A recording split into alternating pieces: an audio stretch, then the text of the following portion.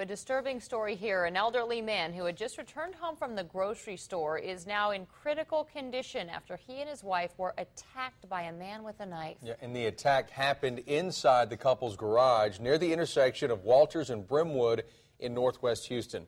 Eyewitness News reporter Kevin Quinn spoke with the wife and neighbors, and he joins us live. Kevin? Yeah, Eric, Linda Riley tells me she is now afraid to return to her home here. For now, she's staying with her sister. She says she never expected to have to endure something like this. Linda Riley and her husband Van returned from shopping last night just after 9 o'clock to their home on Walters near Brimwood. As he parked the car, she says she went inside. I never thinking I'd been in this situation. That situation was an attack by a man with a knife at her back door. Before she knew what was happening, she says she was struggling with him. He cut her hand but fled. She looked outside and found her husband then severely wounded.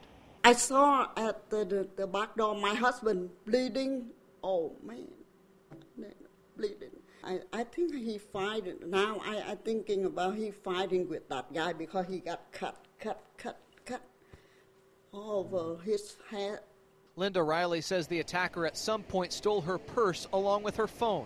Her wounded husband had to give her his phone to call 911. 70-year-old Van Riley was rushed to the hospital. The Harris County Sheriff's Office says the attacker fled on foot. Neighbors call the violence unsettling. You can't even unpack your groceries without worrying about who's behind you. Riley has no idea why someone would want to harm her or her husband. She says they were both recently retired from the Navy, just moved here 7 months ago. They don't carry a lot of cash or valuables.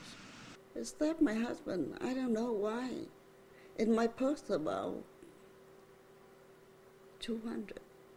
She hopes the attacker didn't steal something much more valuable, her husband's life. And Van Riley remains in critical condition at Ben Taub Hospital. Meantime, detectives have only a vague description of the attacker. If you have information that might help authorities in this case, you are urged to contact Crime Stoppers at 713-222-TIPS. We're live on the northwest side. Kevin Quinn, 13 Eyewitness News.